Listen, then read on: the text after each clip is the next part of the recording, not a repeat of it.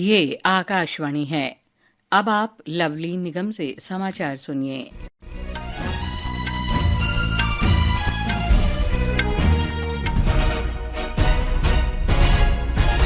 प्रधानमंत्री नरेंद्र मोदी ने आज चंडीगढ़ में नए अपराध कानूनों को राष्ट्र को समर्पित किया। इस अवसर पर केंद्रीय गृह मंत्री और सहकारिता मंत्री अमित शाह भी उपस्थित थे।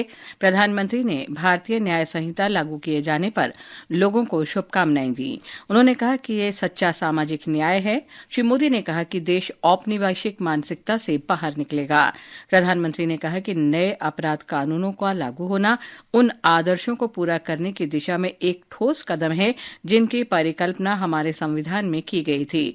श्री मोदी ने चंडीगढ़ में नए आपराधिक कानूनों के सफल कार्यान्वयन के लिए पंजाब और हरियाणा उच्च न्यायालय के वकीलों और चंडीगढ़ बार काउंसिल के सदस्यों को भी धन्यवाद और बधाई दी। इस अवसर पर केंद्रीय गृह मंत्री अमित शाह ने कहा कि 3 नए अपराध कानून 3 साल के अंदर पूरे देश में लागू हो जाएंगे। विदेश मंत्री डॉ एस जयशंकर ने कहा है कि भारत और चीन के बीच संबंधों के लिए सीमावर्ती क्षेत्रों में शांति और स्थिरता बनाए रखना पहली शर्त है। उन्होंने कहा कि दोनों देश आने वाले दिनों में सीमावर्ती क्षेत्रों में तनाव कम करने और गतिविधियों के प्रभावी प्रबंधन पर चर्चा करेंगे। विदेश मंत्री ने चीन के साथ भारत के संबंधों में हाल की प्रगति के बारे में आज लोकसभा में वक्तव्य देते हुए कहा कि लगातार राजनयिक संबंधों को प्रतिबिंबित करने वाली हाल की घटनाओं से भारत और चीन के संबंधों में कुछ सुधार हुआ है।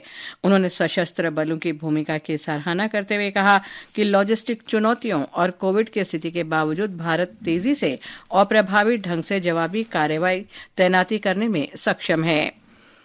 राष्ट्रपति द्रौपदी मुर्मू ने आज नई दिल्ली में अंतर्राष्ट्रीय दिव्यांग दिवस 2024 के अवसर पर 33% की दिव्यांगता वाले अनुकरणीय व्यक्तियों और संस्थानों के सशक्तिकरण के लिए राष्ट्रीय पुरस्कार प्रदान किए।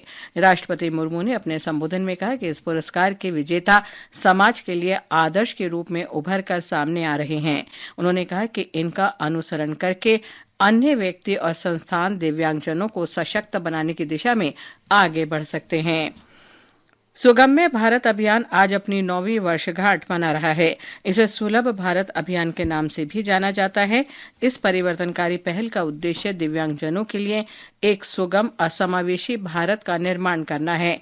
पिछले 9 वर्ष में सुगम्य भारत अभियान के अंतर्गत दिव्यांग लोगों के लिए समावेशी विकास करने में महत्वपूर्ण उपलब्धियां हासिल की गई हैं।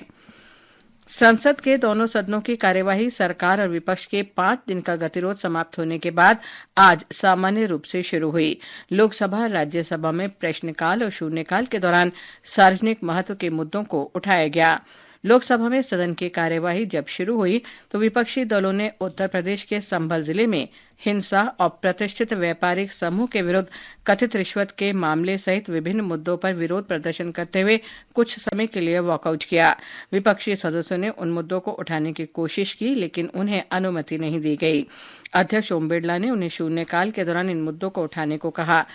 केंद्रीय कृषि और किसान कल्याण मंत्री शिवराज सिंह चौहान ने कहा है कि केंद्र ने न्यूनतम समर्थन मूल्य में लगभग 3 गुना वृद्धि की है।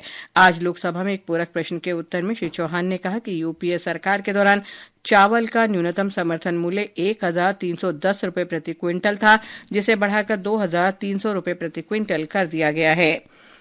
पेट्रोलियम और प्राकृतिक गैस मंत्री हरदीप सिंह पुरी ने राज्यसभा में ऑयल फील्ड विनियमन और विकास संशोधन विधेयक प्रस्तुत किया। ये विधेयक खनिज तेलों का परिभाषा विस्तार है, जिसमें प्राकृतिक रूप से उपलब्ध हाइड्रोकार्बन, कोल बैंड, मीथेन और शेल गैस शामिल हैं। विधेयक में स्पष्ट किया गया है कि खनिज तेलों में कोयला, इग्नाइट या हीलियम शामिल नहीं होंगे। बांग्लादेश के न्यायालय ने चिन्मय कृष्णदास ब्रह्मचारी की जमानत याचिका पर सुनवाई के दौरान वकील रीगम आचार्य गंभीर रूप से घायल हो गए हैं। सूत्रों के अनुसार उपद्रवियों ने रीगम आचार्य के निजी चैम्बर में तोड़फोड़ की। सिंगापुर में विश्व शतरंज चैंपियनशिप की 7वीं बाजी में ग्रैंड मास्टर डी गुकेश और वर्तमान चैंपियन जिंग लिरिन के बीच मुकाबला जारी है। खिताब के प्रबल दावेदार 18 वर्षीय गुकेश सफेद मोहरों से खेल रहे हैं। इसके साथ ही ये समाचार बुलेटिन समाप्त हुआ।